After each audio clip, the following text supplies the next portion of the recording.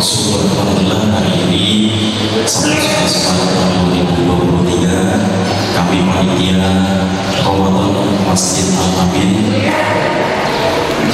Allah takdirkan untuk bisa melaksanakan kajian menyambut Ramadan sebagai salah satu ungkapan kebahagiaan kami kita bersama dengan datangnya bulan Ramadan tahun 1444 Hijriah. Kami aturkan ahlan wa salam di Masjid Al-Amin kepada seluruh jamaah. Kami melihat ada jamaah dari Brunei, dari Soja, dari Telang, dari Kamal, alhamdulillah hadir pada kesempatan ini untuk bersama-sama bertolakul ilmi dalam rangka menyambut datangnya Ramadan, sehingga Ramadan tahun ini bisa kita laksanakan dengan penuh keimanan dan ketakwaan, dan insyaallah kesempurnaan dalam melaksanakan ibadah Ramadan akan bisa kita dapat. Amin, Allahumma amin. Para jemaah, insyaallah dalam kajian yang akan kita ikuti bersama, kita akan diasuh oleh Ustaz. Saya agak hati-hati untuk membacanya karena ketika Jumat tadi membaca ada teguran begitu. Mohon izin Ustaz Menajem Ali. Apa yang betul Ustaz Menajem? Menahem gitu ya, Ustaz Menahem Ali ya. Ini baru karena tadi Jumat disampaikan saya membacanya Ustaz Menajem gitu, ternyata salah. Ustaz Menahem Ali dari Surabaya. Tema yang akan diambil dalam kajian kita kali ini adalah syariat puasa dalam kitab suci tiga agama Ibrahimiyah.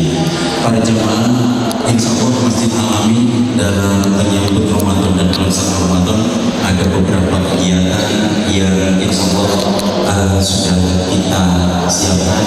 Mohon doa semoga Masjid Al-Amin semoga selalu mendapatkan ridho dan keberkahan untuk bersama-sama kita beribadah kepada Allah. Menyikat waktu kami aturkan sekali lagi terima kasih. Mohon maaf atas segala kekurangan atas nama panitia dari Masjid Al-Amin. Selanjutnya untuk Ustaz Menahem Ali disilakan dari kami. Assalamualaikum warahmatullahi wabarakatuh.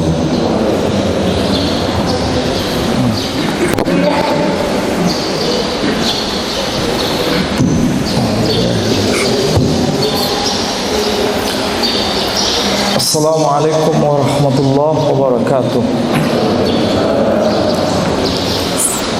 Alhamdulillah Rabbil Alamin.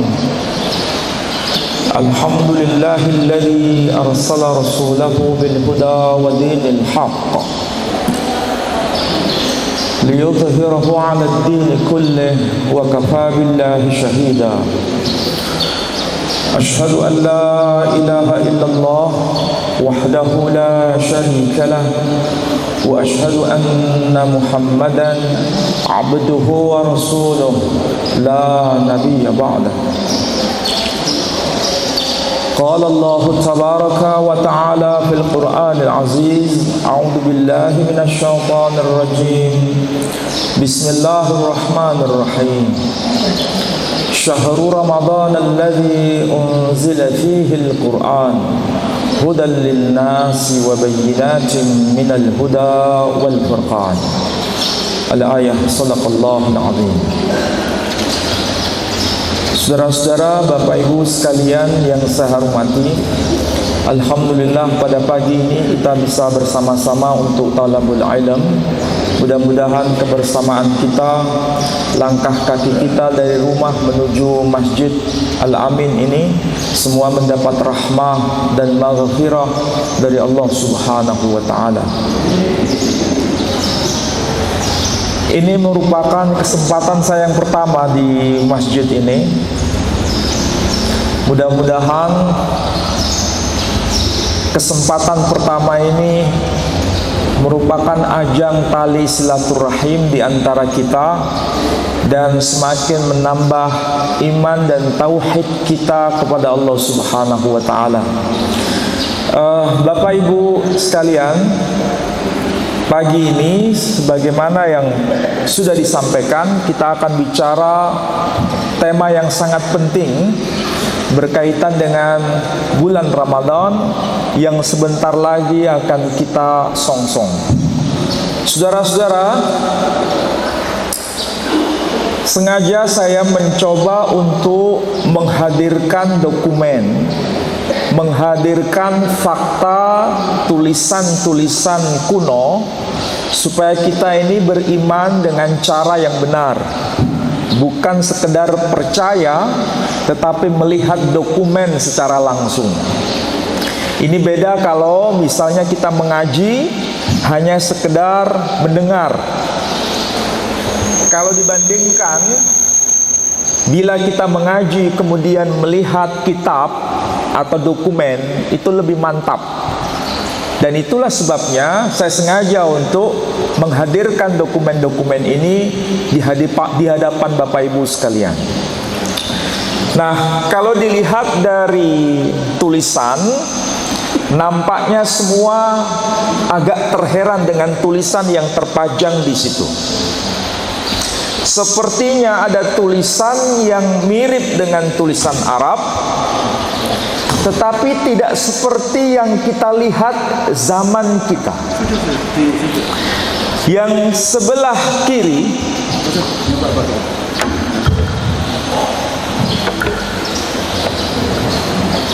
ini biasanya repot dengan masalah teknis ya. Kadang-kadang teknis ini problem. Kita lewatkan sini, tadi lewatkan sini soalnya. Iya. Baik, saya ulangi lagi. Kalau Bapak Ibu sekalian melihat tulisan yang ada di depan, itu ada sesuatu yang mirip dengan tulisan Arab yang kita tahu, tetapi tidak ada titik ataupun fathah, kasrah ataupun dhammah. Tidak ada. Kalau kita lihat dan cermati, yang bagian kiri itu sebenarnya tulisan Arab. Tapi ini tulisan Arab kuno. Dan tulisan Arab kuno ini sezaman dengan kehidupan Nabi Muhammad sallallahu alaihi wasallam. Jadi tulisan Arab ini adalah tulisan Arab pada abad ke-7 Masehi. Nabi kita Muhammad sallallahu alaihi wasallam dilahirkan tahun 571 Masehi. Beliau menerima wahyu pertama di Gua Hira usia 40 tahun. Berarti tahun 571 ditambah 40 tahun sama dengan 611 Masehi. Itu awal mula beliau menerima wahyu. Kemudian beliau diwafatkan oleh Allah Subhanahu wa taala tahun 632 Masehi. Berarti kalau tahun 632 Masehi itu masuk kategori abad ke-7 Masehi. Kita sekarang ini hidup pada tahun 2023 Masehi. Itu masuk kategori abad 21 Masehi. Coba kita bisa bayangkan, mulai abad ke-7 sampai abad 21 itu jaraknya sangat panjang. Quran yang kita baca, Quran yang kita daras, Quran yang kita tilawahkan, itu hurufnya sudah sangat rapi. Hurufnya gampang kita baca. Ada fathah, ada kasrah, ada dhammah. Ada titik 1, ada titik 2, ada titik 3. Tapi jangan dibayangkan pada abad ke-7 Masehi huruf Arab itu sudah ada fathah, kasrah, dhammah. Itu belum ada semua. Titik 1, titik 2, titik 3. Bagaimana membedakan huruf ba dengan huruf ta? bagaimana membedakan huruf jim dengan huruf ha, dengan huruf kha? Kesulitan pasti kita semua. Tetapi pada abad ke-7 Masehi, semua orang Arab bisa membedakannya. Meskipun tidak ada tanda sakal. Fathah, kasrah, dhamma, titik 1, titik 2, mereka pasti bisa membaca. Contoh sederhana, yang sebelah kiri ada garis-garis. Di bawah garis-garis itu ada tulisan.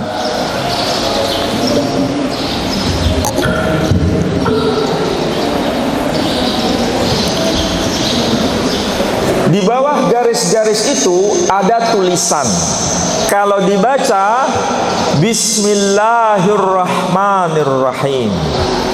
Jadi tulisannya itu bisa kita baca Bismillahirrahmanirrahim. Di baris awal itu tertulis Toha. Kemudian Ma anzalna. Itu bagian awal. Berarti meskipun huruf nun tidak ada titik, itu bisa dibaca. Dan bacaannya sama seperti yang kita baca. Kita bisa bayangkan ya, saudara-saudara yang kelahiran tahun 72 itu akrab dengan tulisan Latin yang hurufnya miring-miring itu. Kalau anak kita sekarang kalau menulis bukan pakai tulisan yang miring, tapi tulisan yang tegak, hurufnya huruf balok. Tapi kalau dibaca sebetulnya sama.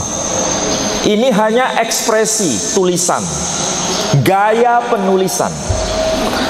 Jadi sekali lagi itu adalah Al-Quranul Karim pada abad ke-7 Masehi dan ditulis pada saat Nabi masih hidup.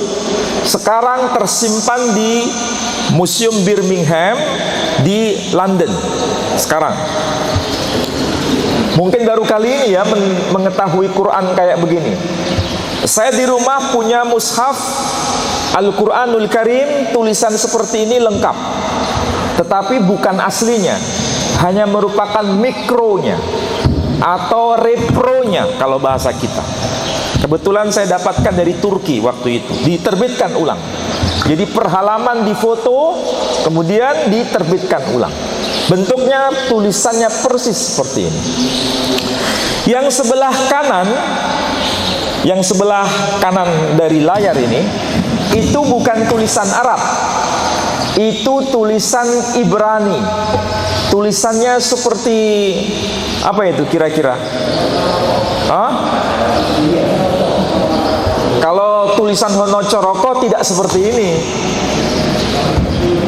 Ini tulisan yang asing bagi kita, tapi inilah yang disebut sebagai aksara Ibrani atau bahasa yang dipakai oleh para nabi sebelum kelahiran Nabi Muhammad sallallahu alaihi wasallam, tetapi bahasa ini mirip dengan bahasa Arab itu sendiri.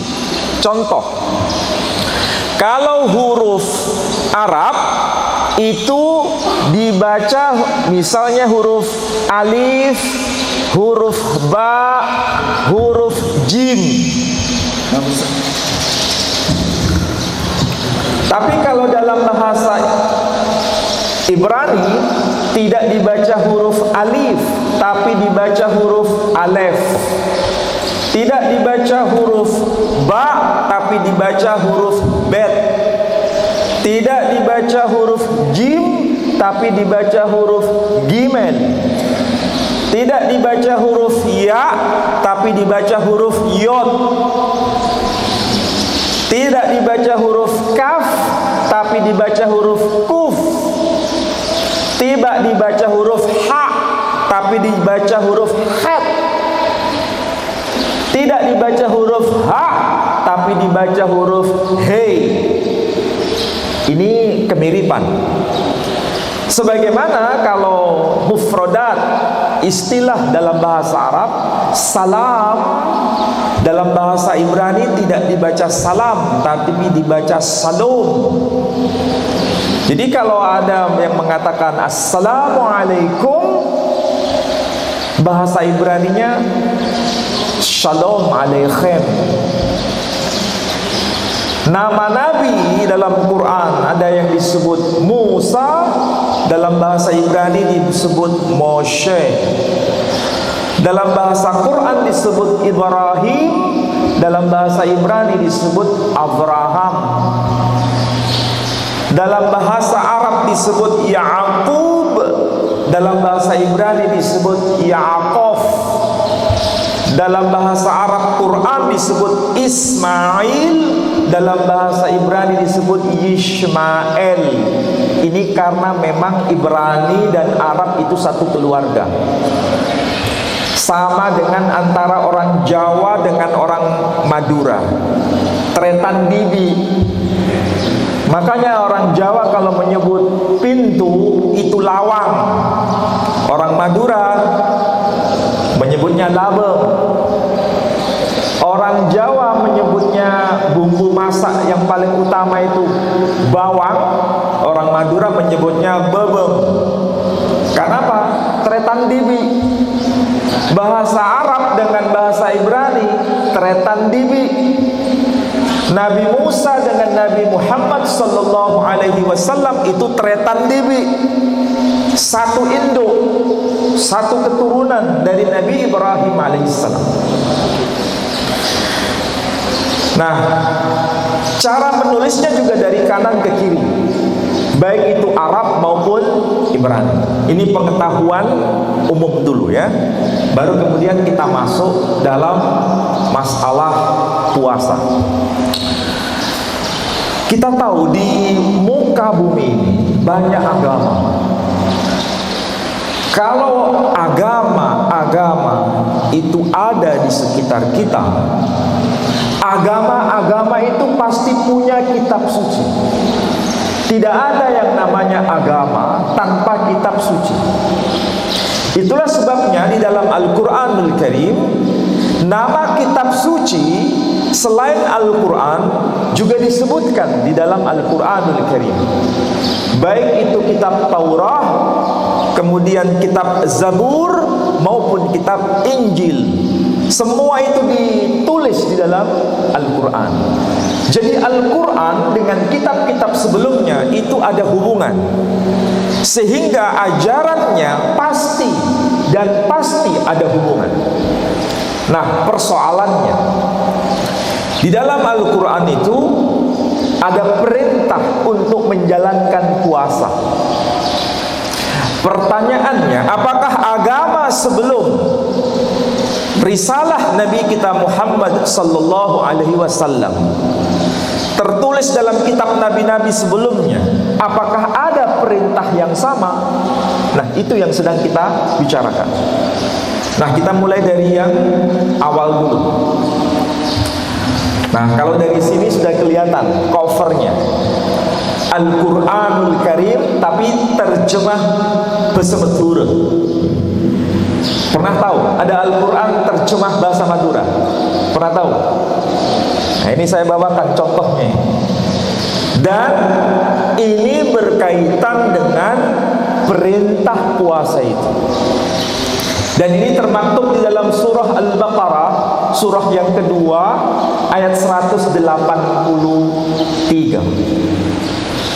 Dan kita pasti semua hafal itu. Disebutkan dalam Al-Quran, ya ayyuhalladzina amanu kutiba alaikumusiyam kama kutiba alal ladzina min qablikum la'allakum tattaqun. Wahai orang-orang yang beriman, diwajibkan atas kalian untuk berpuasa sebagaimana telah diwajibkan atas ummah sebelum kalian, agar kalian bertakwa. Kalau kita sebagai muslim, generasi senior, kalau mendengar ayat itu, kita langsung berkata sami'na wa ata'na. Karena ayat itu termaktub di dalam Al-Quran, yang arti harfiahnya, wahai orang yang beriman, telah diwajibkan atas kalian berpuasa sebagaimana telah diwajibkan atas ummah sebelum kalian. Quran menginformasikan seperti itu. Ada perintah puasa bagi ummah sebelum risalah Nabi Muhammad sallallahu alaihi wasallam. Kita kalau generasi senior pasti percaya dan beriman dengan Quran. Tapi beda kalau kita bicara dengan anak kampus. Kita beda kalau bicara dengan orang yang menggunakan nalarnya secara cerdas. Karena mereka selalu menuntut bukti. Kalau kita dengan Al-Quran sudah selesai, sudah cukup dan tidak ragu. Tetapi kalau bicara di kampus, itu harus ada penyertaan bukti.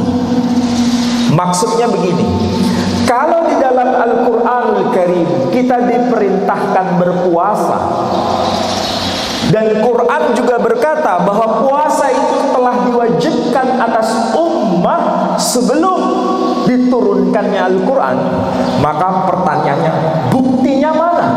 Kalau memang puasa telah diperintahkan bagi ummah sebelum Quran diturunkan, buktinya apa? Kalau tidak bisa menghadirkan bukti, berarti Quran bermasalah. Ini memang bahasanya bahasa tinggi.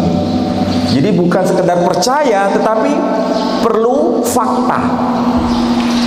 Jadi pernyataan itu harus didukung dengan fakta. Ini bukan cara beragama yang salah, ini cara beragama yang benar. Jangan sampai kita ini keliru memahami Islam itu hanya sekedar percaya. Enggak, Al-Quran itu bukan menuntut kita sekedar percaya. Tidak, tapi Al-Quran menghadirkan bukti. Makanya kita selalu disentil oleh Al-Quranul Karim. Afala ta'qilun, apakah kalian tidak berakal? Itu membuktikan betapa dahsyat ketika Allah berkomunikasi dengan kita.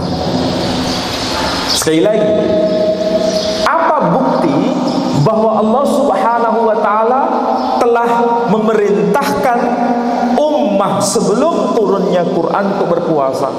Nanti saya tunjukkan. Nah, kalau lihat di ini mana ini? Ini ya.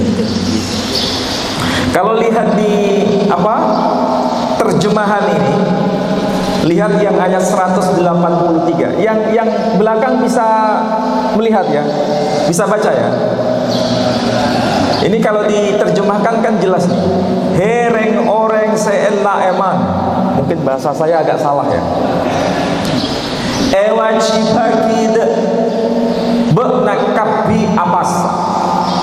Jadi diwajibkan bagi kalian semua apasa. Untuk apa? Berpuasa. Jadi istilah apasa itu dari mana? Apakah itu asli bahasa Madura? Nah, itu problem.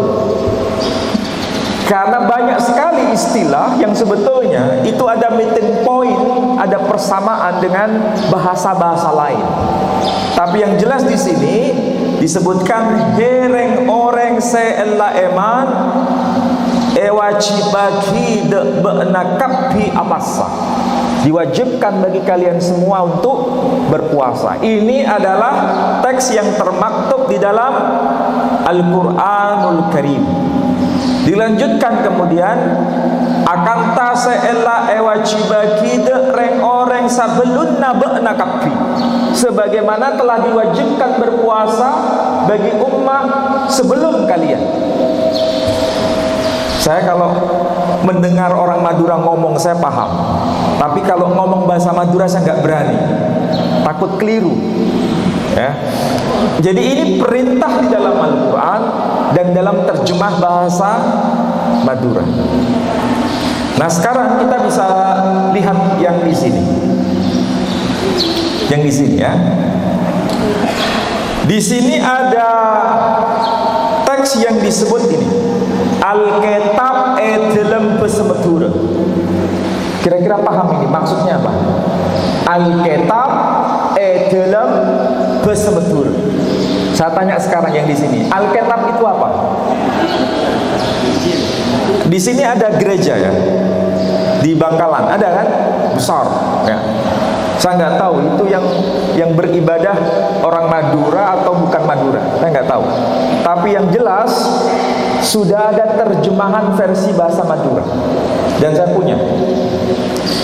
Dan ini judulnya Alkitab. Namanya orang Madura itu kan susah melafalkan Alkitab, jadi Alkitab. Kalau disebutkan perjanjian baru, bahasa Maduranya perjanjian anyar. Kalau perjanjian lama disebutkan perjanjian kona. Benar Ki? Kemudian siapa yang menerbitkan? Ini Lembaga Alkitab Indonesia Jakarta tahun 1994. Berarti sudah lama ini. Udah lama terbitan ini. Tetapi coba perhatikan itu yang saya beri warna merah, warna kotak merah. Ini termaktub tulisan begini. Bulan saya kapeng sanga, disebutkan. Bulan saya kapeng sanga, tahun saya kapeng lema. Maksudnya, dan pada bulan yang ke-9, ya, dan pada tahun yang ke-9, betul ya? Bulan saya kapeng sanga, sebentar. Dan pada bulan yang ke-9, tahun saya kapeng lema, tahun yang ke-5, pamerintahanna Yoyakim Rato Yehuda, pemerintahan Yoyakim Raja Yehuda, rakyat apoasa sopaja kabelesan Nabi Pangeran. Berarti diperintahkan untuk berpuasa hanya semata-mata untuk Tuhan. Pertanyaannya sekarang, di sini diperintahkan apa? Berpuasa pada bulan yang ke-9. Kalau diperintahkan pada bulan yang ke-9 dalam rangka berpuasa, ini perintah untuk kaum Yahudi. Pertanyaannya sekarang, bulan ke-9 itu bulan apa? Kalau Sa'ban bulan ke-8, Ramadan bulan ke-9. Jadi sebenarnya perintah puasa itu memang pernah ditujukan kepada ummah sebelum Nabi Muhammad SAW, dan perintahnya itu untuk berpuasa di bulan yang sama, yakni bulan ke-9. Ini termaktub di sini. Saya belum bicara bahasa aslinya, ini baru terjemahannya. Nah, sekarang kalau kita lihat dalam kamusnya Grieke dalam bahasa Belanda disebutkan teks. Ini tulisan dari Grieke, Javans Nederduits Hans Woordenboek, terbitan Amsterdam tahun 1901. Di situ ada tulisan, di sini ada Siam, ini tulisan Jawa ya. Ada tulisan AR, Siam, berarti ini diadopsi dari bahasa Arab. Dan artinya fasten. Fasten itu artinya puasa. Jadi kalau Hollandsprachen, jadi kalau ada yang bicara dalam bahasa Holland, dalam bahasa Belanda, puasa itu fasten. Tetapi kalau dalam bahasa Jawa disebut siam, atau juga disebut puoso. Nah ini ada puoso. Jadi siam itu bahasa Jawa, puoso bahasa Jawa, tapi siam itu diadopsi dari bahasa Arab yang sudah dipakai di kalangan masyarakat Jawa. Saya tidak tahu kalau di Madura kalau bahasa halusnya apa? Siam juga. Nah, berarti pada di bahasa apa? Jawa. Jadi bahasa Jawa siam, bahasa Madura siam. Itu diadopsi dari bahasa Arab. Kalau bahasa ngokonya poso, puoso. Nah, kalau di sini apasa. Nah, mirip sebenarnya. Nah, kemudian kita bisa lihat teks aslinya itu seperti apa sebenarnya. Di sini kalau dibaca kelihatan sekali ini disebutkan apa? Ini di sini. Wayahi bishana hahamishi. Ini kalau membaca biasanya seperti kita melantunkan bahasa Al-Quran. Wa yahi bishana hamishit leha yakhim melekh Yehuda hakadosh hatashi'i qar'usam lefanai adonai kol ha'am berushlaim. Mirip orang haji ya? Iya, memang begitu cara bacanya. Ini kalau diterjemahkan wa yahi bishana, dan adapun tahun syana. Jadi bahasa Ibraninya syana, bahasa Arabnya juga sana, sama. Wa yahi bishana, dan pada tahun hahamishi, pada tahun yang kelima. Lehoyahim melekh Yehuda, bagi Yoyahim raja Yehuda.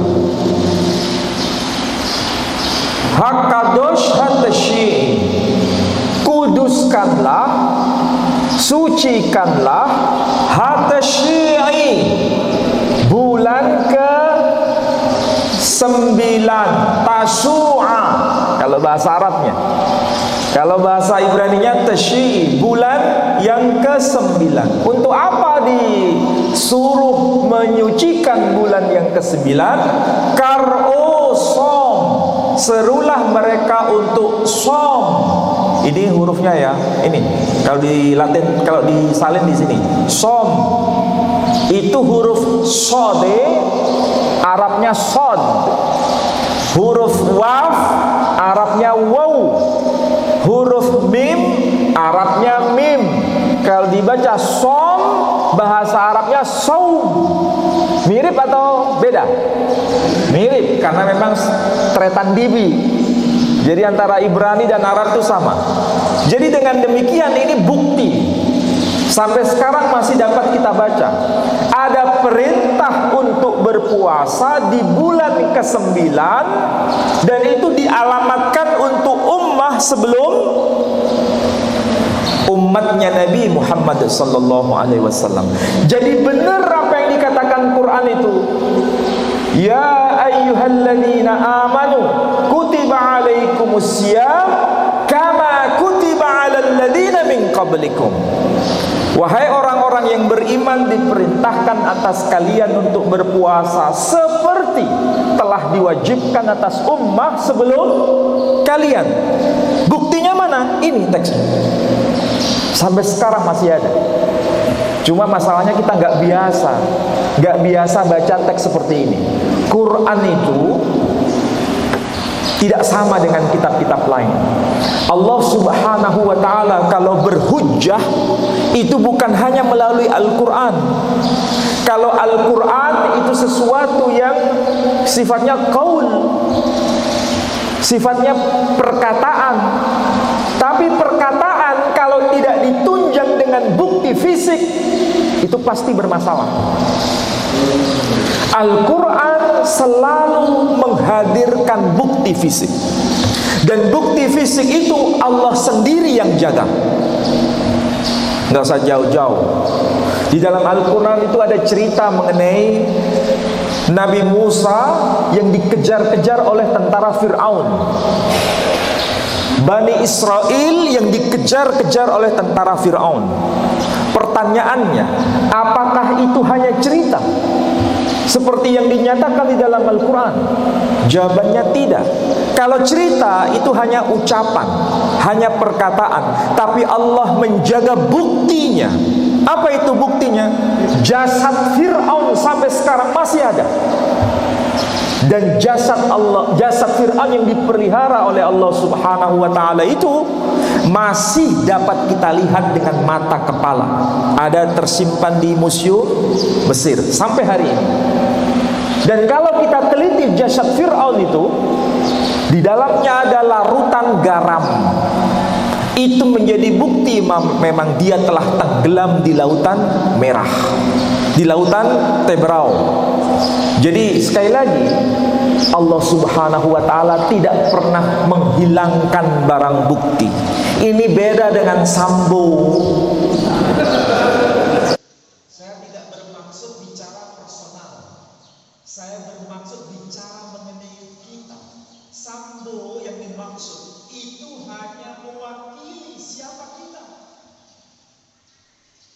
sampo yang kita lihat itu mewakili siapa kita.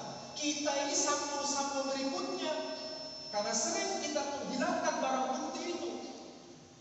Sementara Allah Subhanahu wa Ta'ala tidak pernah menghilangkan barang bukti. Dia bicara melalui Al-Quranul Karim, tapi bukan sekedar perkataan. Kata orang Jawa, bukan hanya jarene, kocan sapawi, tapi juga ada barang buktinya. Barang buktinya itu ya Allah sendiri yang jaga. Dan ini salah satu barang bukti.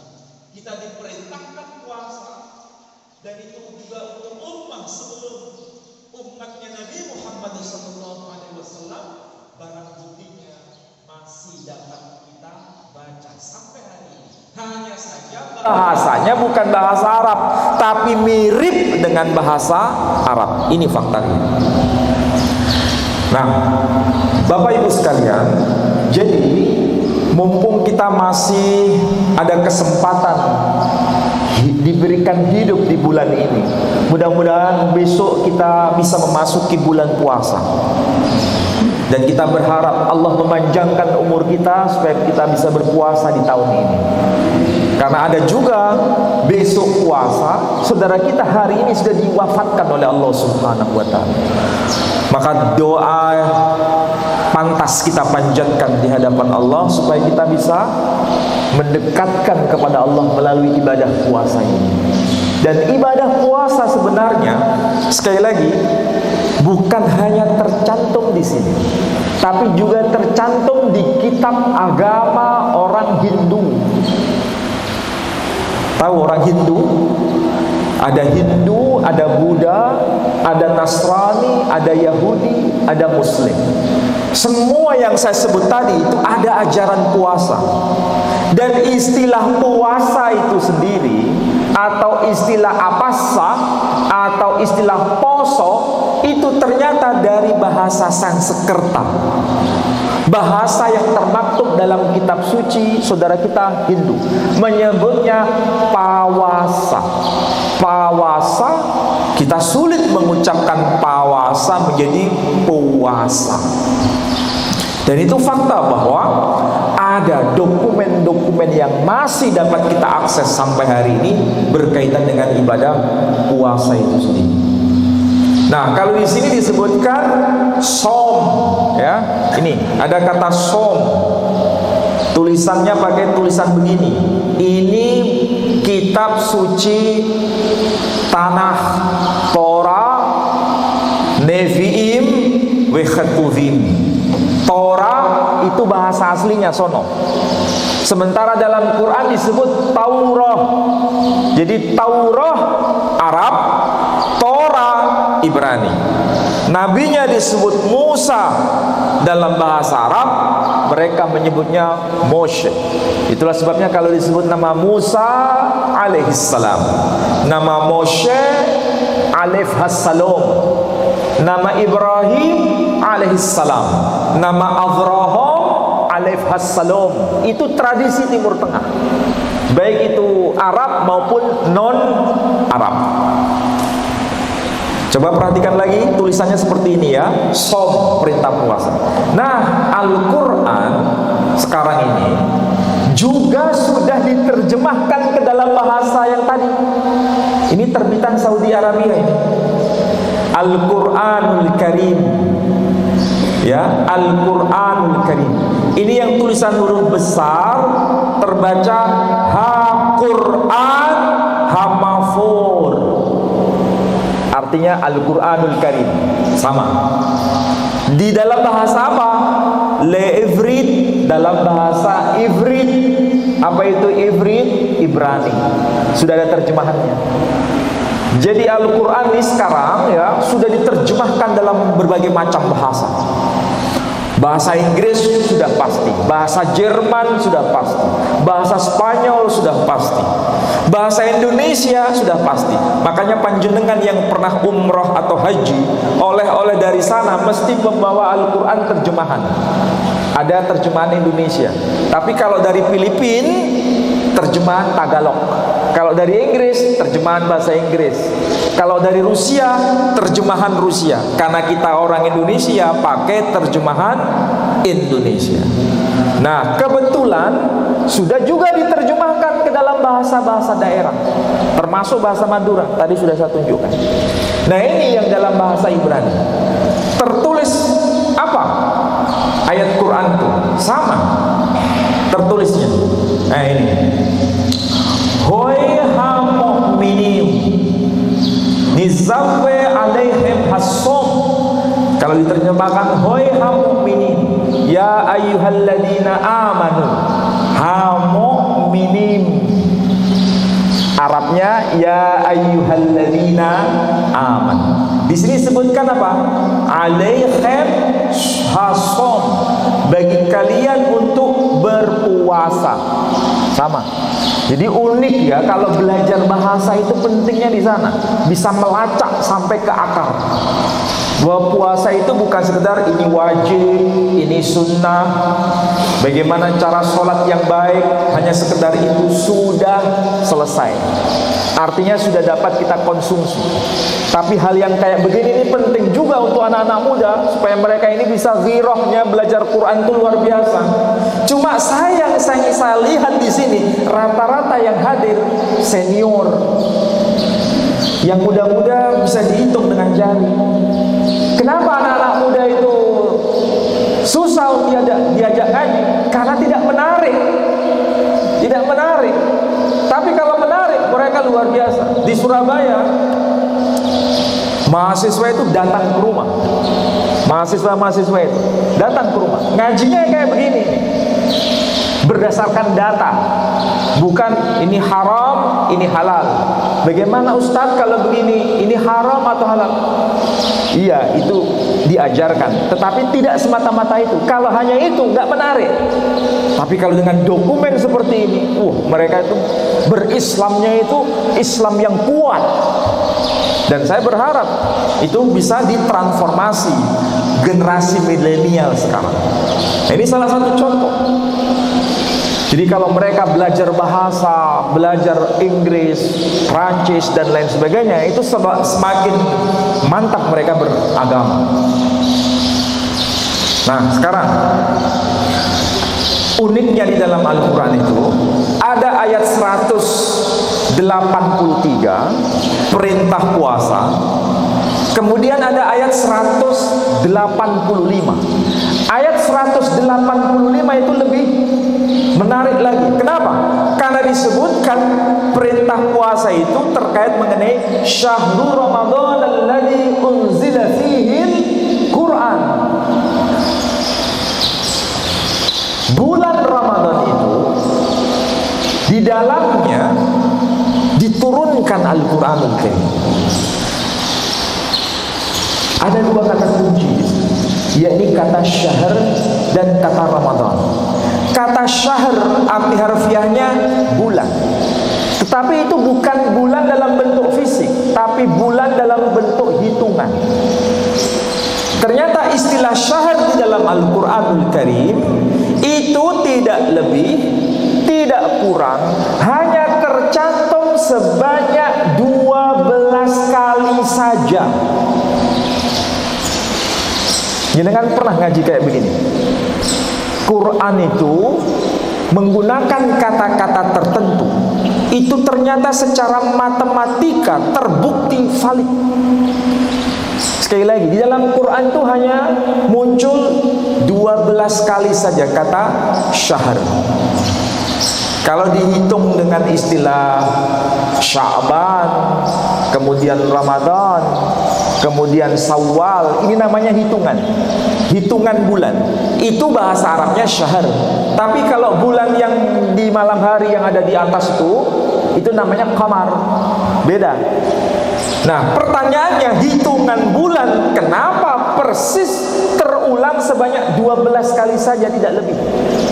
Berarti itu sama dengan 12 bulan dalam 1 tahun. Itu baru bicara bulan. Di dalam Al-Quranul Karim ada juga istilah yaum. Apa itu yaum? Hari. Kalau kita hitung yaum dalam Quran, ternyata semua itu dihitung jumlahnya tidak kurang dan tidak lebih, hanya sebanyak 365 kali, alias hitungan hari dalam satu tahun. Coba bayangkan. Padahal Nabi itu hidup pada abad ke-7 Masehi. Komputer zaman itu nggak ada. Elektronik secanggih zaman kita tidak ada. Menghitung cepat berapa jumlah kata dalam satu teks itu berapa, nggak pernah ada. Tapi kenapa hitungan kata dalam Quran itu persis seperti kita akses zaman kita sekarang? Karena memang Al-Quran bukan dari Nabi. Al-Quran dari Allah Subhanahu wa ta'ala melalui lisannya Nabi Sallallahu Alaihi Wasallam. Ini baru dua istilah.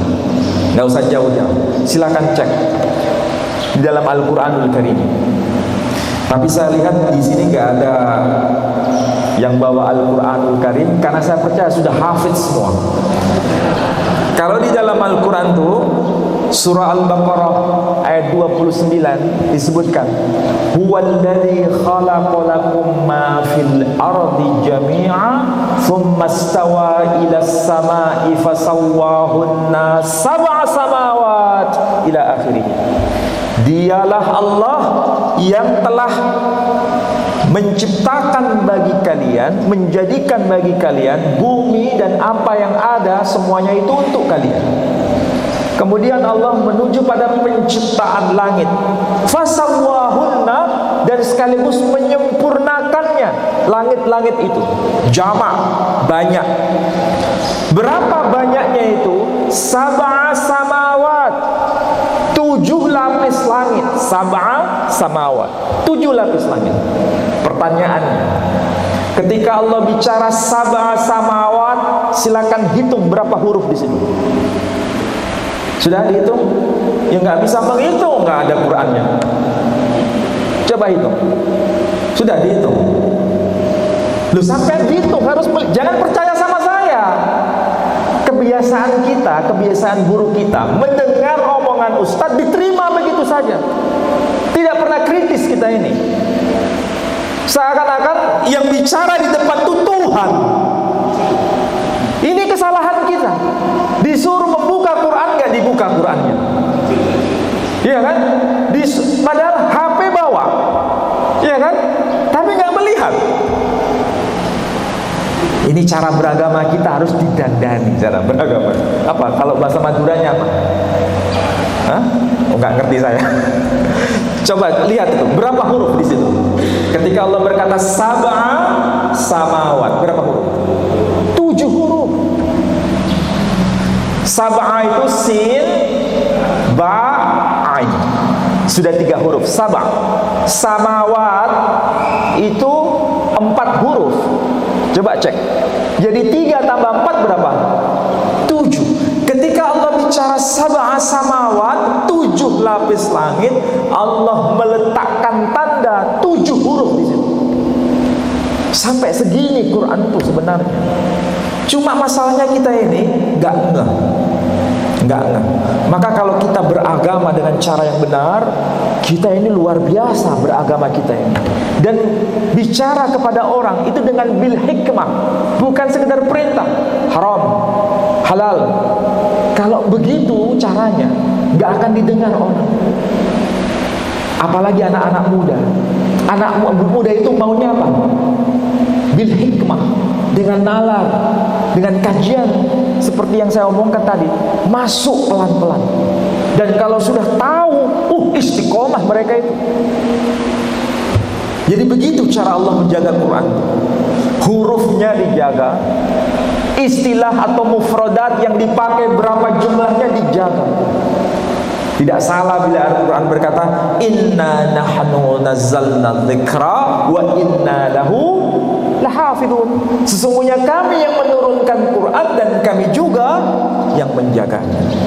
Nah ini sekali lagi, kata syahr diulang hanya 12 kali. Tapi yang paling utama di antara yang 12 itu yang disebutkan dalam Al-Quran, yakni Ramadan. Ini satu-satunya istilah yang tercantum di dalam Al-Quran. Luar biasa ini. Dan inilah tanda, karena di bulan Ramadan itu diturunkan Al-Quranul Karim. Pesan terakhir, karena kita nggak ada banyak waktu. Kenapa Allah sampai bicara sedetail ini? Pertama, Ramadan itu bulan suci. Maka kita diperintahkan untuk menyucikan jiwa kita. Ramadan bulan suci yang disucikan Allah. Maka kita diperintahkan untuk menyucikan jiwa kita. Kita harus suci. Kenapa? Karena ada sesuatu yang sangat suci di sini. Apa itu? Al-Quranul Karim. Al-Quran itu suci, diturunkan di bulan suci. Supaya kita bisa berinteraksi dengan Quran, maka wajib kita bersuci. Dalam arti suci yang sesuci-sucinya. Dengan cara apa? Berpuasa itu. Jadi puasa itu bukan sekedar ritual. Puasa itu bukan berhenti dari makan dan minum, tetapi semua makanan lebih banyak terkonsumsi di bulan Ramadan. Tapi justru yang penting adalah penyucian jiwa itu. Bukan berarti makanannya yang salah, tapi bagaimana efeknya pada penyucian jiwa. Itu yang paling hakiki. Kalau sudah bisa menyucikan jiwa, maka benar kita manfaatkan bulan suci itu. Karena di bulan suci itu ada sesuatu, yakni tanzilnya Al-Quranul Karim yang amat disucikan. Dan itulah Al-Quran yang kita punya sekarang. Mudah-mudahan kita bisa mempersiapkan jiwa kita untuk menjadi hamba yang semakin menyucikan diri, tapi jangan merasa paling suci. Jangan merasa paling suci. Jangan merasa paling baik. Jangan merasa paling soleh. Jangan merasa paling nyunnah. Kalau kita berperilaku sunnah, proses. Kalau kita berperilaku menyucikan diri, proses. Kalau kita mau menjadi orang soleh, proses. Tapi kalau sudah merasa paling soleh, merasa paling suci, merasa paling benar, merasa paling nyunnah, meremehkan orang lain, itulah kesombongan yang dilaknat oleh Allah Subhanahu wa ta'ala. Dan itulah karakter dari makhluk yang terkutuk yang bernama iblis. Dia berkata, ana khairun min, aku lebih baik daripada dia. Khalaqtani min nar wa khalaqtahu min tin.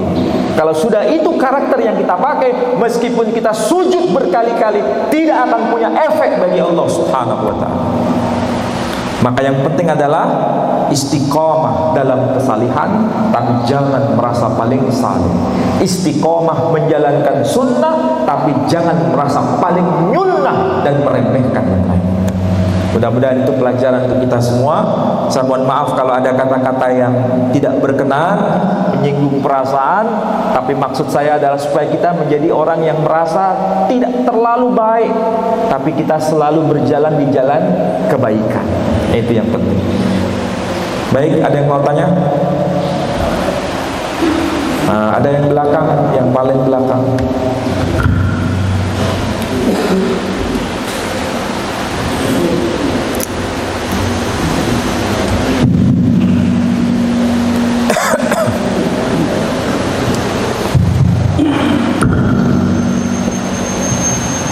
Assalamualaikum warahmatullahi wabarakatuh. Waalaikumsalam warahmatullahi wabarakatuh. Berkait puasa, mohon penjelasan hukum puasa setelah pertengahan Sa'ban. Terima kasih. Hukum puasa setelah pertengahan bulan Sa'ban. Maksudnya setelah 15 hari berjalan.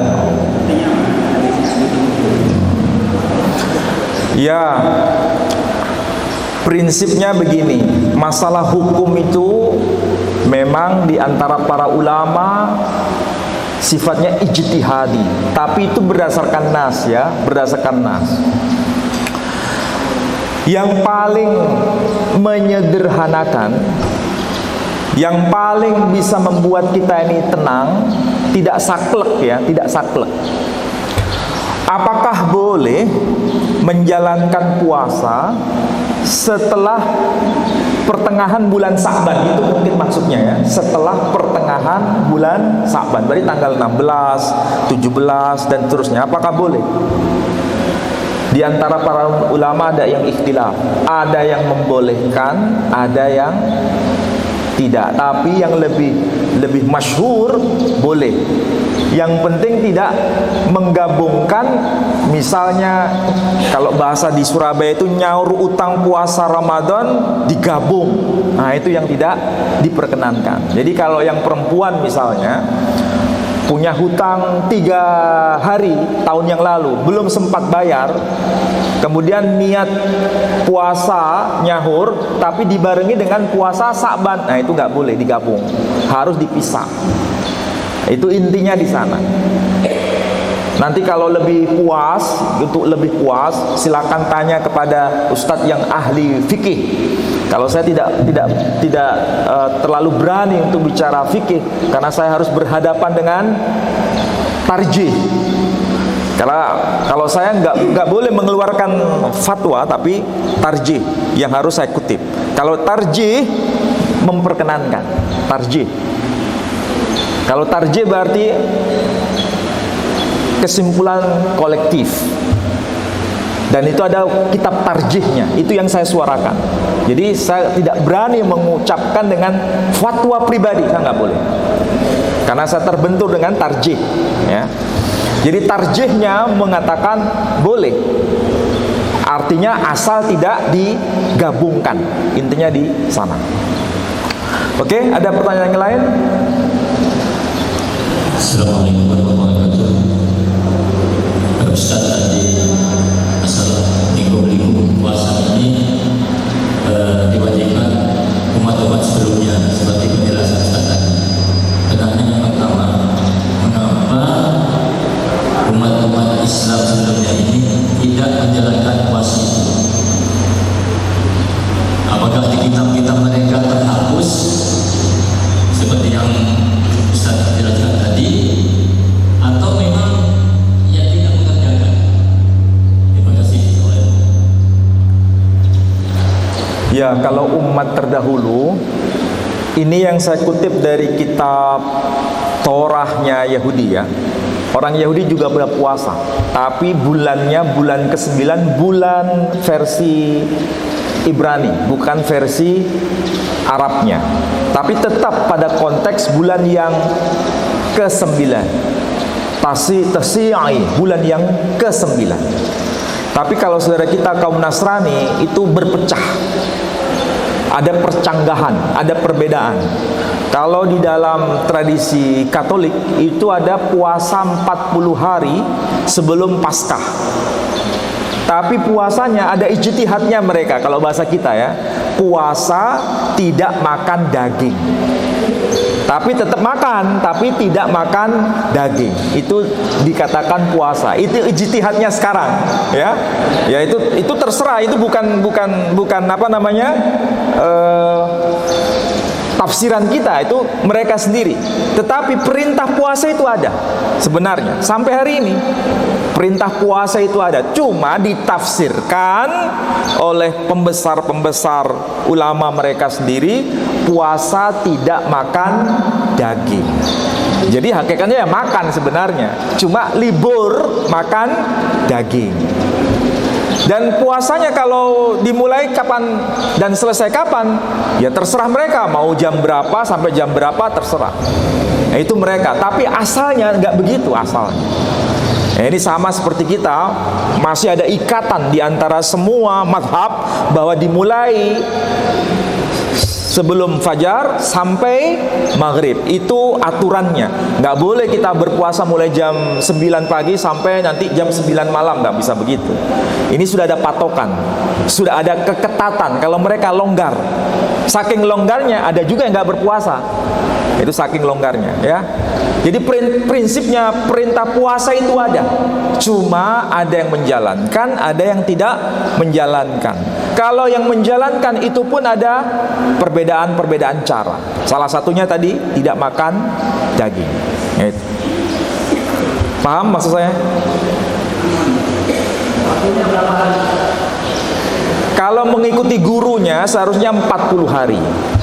40 hari. Kalau kita hanya 30 hari maksimal. 29 atau 30 hari. Nggak lebih dari itu. Ada yang lain tadi? Iya.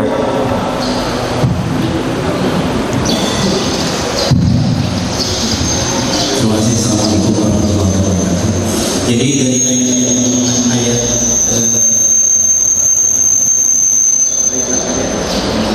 tadi itu dari Taurat, dari perjanjian lama yang ada tadi.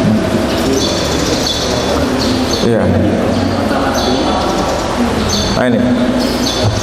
Jadi di perjanjian lama, di perjanjian baru tidak ada. Kalau kita lihat perjanjian lama ini teksnya. Kalau perjanjian baru sebetulnya ada yang puasa 40 hari tadi itu. Jadi Nabi Isa alaihissalam itu puasanya 40 hari.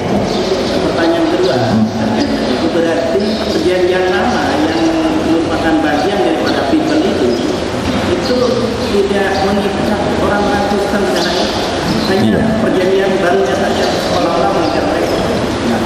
Ya, pertanyaan bagus. Apakah saudara kita kaum Nasrani tidak melakukan ini dalam kehidupan mereka sehari-hari? Jawabannya tidak, karena sudah dianggap tidak berlaku. Tidak berlaku. Yang berlaku hanya perjanjian baru. Kalaupun perjanjian baru itu berlaku, ada perintah berpuasa 40 hari. Mereka juga tidak puasa 40 hari. Jadi nampaknya hukum sudah tidak berlaku semua, baik itu perjanjian lama ataupun perjanjian baru. Tetapi mengenai perpuluhan masih berlaku. Tahu perpuluhan? Kita ini ada zakat. Zakatnya berapa persen? 2,5%. Kalau perpuluhan itu, kalau misalnya saya gaji sebulan itu 1 juta, maka perpuluhannya 1/10-nya, yakni 100.000 harus diserahkan ke gereja. Dan kalau tidak diserahkan di gereja, ada juru tagihnya. Jadi kalau nunggak 2 bulan, ada yang nagih 2 bulan. Nunggak 12 bulan, ada yang nagih 12 bulan. Itu yang disebut perpuluhan. Jadi memang ini bedanya antara Islam dengan Nasrani. Nasrani ada perpuluhan.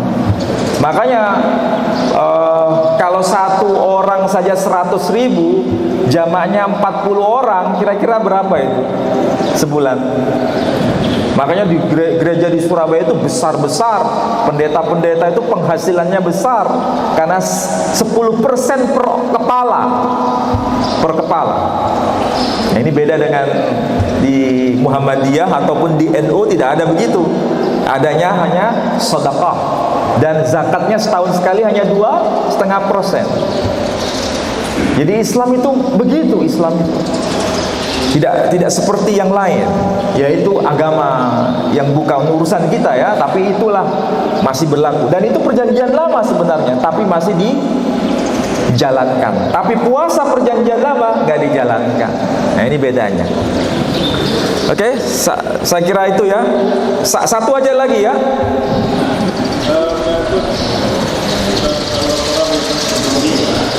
Itu mau dijelaskan kama juga lagi yang itu bahas. Oh ya. Jadi dalam surah Al-Baqarah ayat 183 ada teks yang bagian akhir itu, ya ayyuhalladzina amanu kutiba alaikumusiyam kama kutiba alal ladzina min qablikum. Maksudnya sebagaimana telah diwajibkan atas ummah sebelum kalian. Berarti sebelum kalian maksudnya sebelum risalah Nabi Muhammad SAW, itu ummah terdahulu ada perintah yang sama, perintah puasa itu. Dan perintah puasa yang sama itu juga di bulan yang sama. Yakni di bulan keberapa? Ke-9. Cuma nggak disebutkan nama Ramadan, nggak disebutkan. Hanya urutannya, ya ini bulan ke-9, itu teksnya. Ini. Ah, tuh. Ah, ini. Jadi perintah puasa ini memang mengikat semua ummah. Sebelumnya perintahnya sama dan bulannya sama. Dan itu termaktub dalam kitab Perjanjian Lama, sebagaimana yang ditanyakan tahun beliau. Jadi sekali lagi, puasa itu bukan hanya beban untuk kita, tapi juga beban untuk ummah sebelum Nabi Muhammad sallallahu alaihi wasallam. Saya kira demikian ya.